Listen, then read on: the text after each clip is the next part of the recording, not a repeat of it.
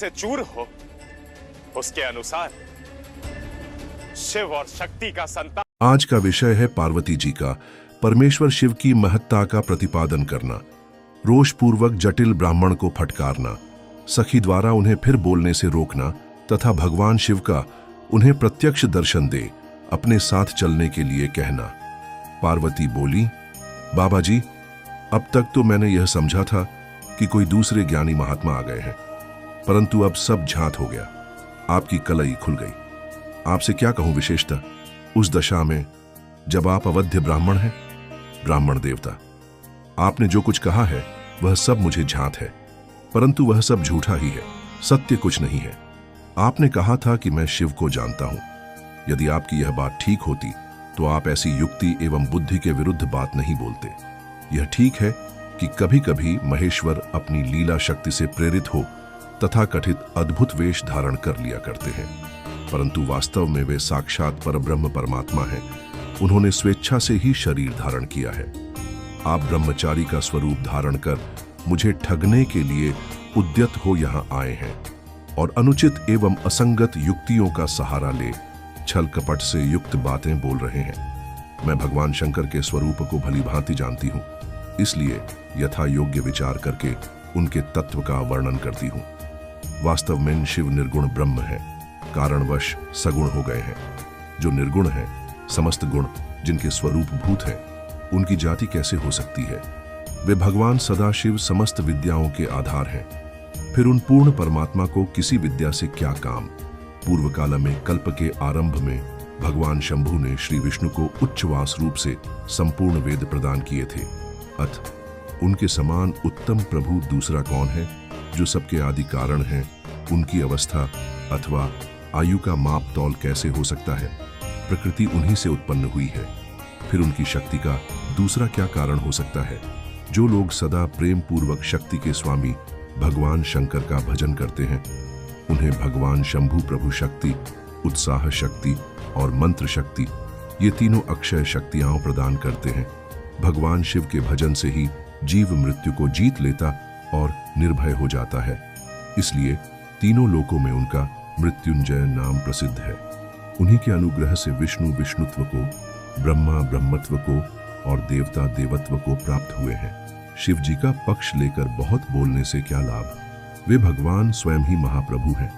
कल्याण रूपी शिव की सेवा से यहाँ कौन सा मनोरथ सिद्ध नहीं हो सकता? उन महादेव जी के पास किस बात की कमी है जो वे भगवान सदाशिव स्वयं मुझे पाने की इच्छा करें? यदि शंकर की सेवा न करे तो मनुष्य 7 जन्मों तक दरिद्र होता है और उन्हीं की सेवा से सेवक को लोक में कभी नष्ट न होने वाली लक्ष्मी प्राप्त होती है। जिनके सामने 8 सिद्धियां नित्य आकर सिर नीचा किए इस इच्छा से नृत्य करती हैं कि वे भगवान हम पर संतुष्ट हो जाए, उनके लिए कोई भी हितकर वस्तु दुर्लभ कैसे हो सकती है? यद्यपि यहाँ मांगलिक कही जाने वाली वस्तुएं शंकर का सेवन नहीं करती, तथापि उनके स्मरण मात्र से ही सबका मंगल होता है। जिनकी पूजा के प्रभाव से उपासक की उच्चवास रूप से संपूर्ण वेद प्रदान किए थे। अतः उनके समान उत्तम प्रभु दूसरा कौन है? जो सबके आदि कारण है, उनकी अवस्था अथवा आयु का मापतोल कैसे हो सकता है? प्रकृति उन्हीं से उत्पन्न हुई है। फिर उनकी शक्ति का दूसरा क्या कारण हो सकता है? जो लोग सदा प्रेम पूर्वक शक्ति के स्वामी भगवान शंकर का भजन करते हैं, उन्हें भगवान शंभु प्रभु शक्ति, उत्साह शक्ति और मंत्र शक्ति, ये तीनों अक्षय शक्तियां प्रदान करते हैं। भगवान शिव के भजन से ही जीव मृत्यु को जीत लेता और निर्भय हो जाता है। इसलिए तीनों लोकों में उनका मृत्युंजय नाम प्रसिद्ध है। उन्हीं के अनुग्रह से विष्णु विष्णुत्व को, ब्रह्मा ब्रह्मत्व को और देवता देवत्व को प्राप्त हुए हैं। शिव जी का पक्ष लेकर बहुत बोलने से क्या लाभ? वे भगवान स्वयं ही महाप्रभु हैं। कल्याण रूपी शिव की सेवा से यहाँ कौन सा मनोरथ सिद्ध नहीं हो सकता? उन महादेव जी के पास किस बात की कमी है जो वे भगवान सदाशिव स्वयं मुझे पाने की इच्छा करें? यदि शंकर की सेवा न करे तो मनुष्य 7 जन्मों तक दरिद्र होता है और उन्हीं की सेवा से सेवक को लोक में कभी नष्ट न होने वाली लक्ष्मी प्राप्त होती है। जिनके सामने 8 सिद्धियां नित्य आकर सिर नीचा किए इस इच्छा से नृत्य करती हैं कि वे भगवान हम पर संतुष्ट हो जाएं, उनके लिए कोई भी हितकर वस्तु दुर्लभ कैसे हो सकती है। यद्यपि यहाँ मांगलिक कही जाने वाली वस्तुएं शंकर का सेवन नहीं करती, तथापि उनके स्मरण मात्र से ही सबका मंगल होता है। जिनकी पूजा के प्रभाव से उपासक की जाना है। भगवान रुद्र को तू जैसा कहता है, वे वैसे ही क्यों न हो, उनके जैसे भी बहुसंख्यक रूप क्यों न हो। सत्पुरुषों के प्रियतम नित्य निर्विकार वे भगवान शिव ही मेरे अभीष्टतम देव हैं।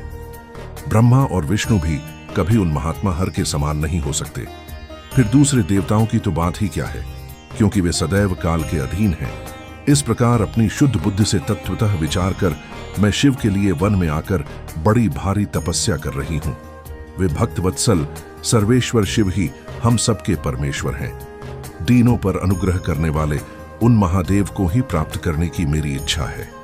ब्रह्मा जी कहते हैं, नारद।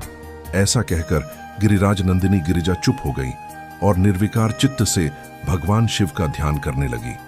देवी की बात सुनकर वह ब्रह्मचारी ब्राह्मण ज्यों ही कुछ फिर कहने के लिए उद्यत हुआ, त्यों ही शिव में आसक्त चित्त होने के कारण उनकी निंदा सुने से विमुख हुई पार्वती अपनी सखी विजया से शीघ्र बोली। पार्वती ने कहा, सखी, इस अधम ब्राह्मण को यत्नपूर्वक रोको, यह फिर कुछ कहना चाहता है। यह केवल शिव की निंदा ही करेगा। जो शिव की निंदा करता है केवल उसी को पाप नहीं लगता, जो उस निंदा को सुनता है वह भी यहाँ पाप का भागी होता है। भगवान शिव के उपासकों को चाहिए कि वे शिव की निंदा करने वाले का सर्वथा वध करें।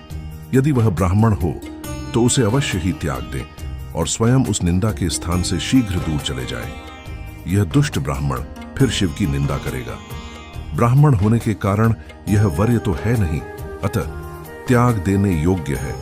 किसी तरह भी इसका मुंह नहीं देखना चाहिए। इस स्थान को छोड़कर हम लोग आज ही किसी दूसरे स्थान में शीघ्र चली चलें, जिससे फिर इस अज्ञानी के साथ बात करने का अवसर न मिले। ब्रह्मा जी कहते हैं, नारद। ऐसा कहकर उमा ने ज्यों ही अन्यत्र जाने के लिए पैर उठाए।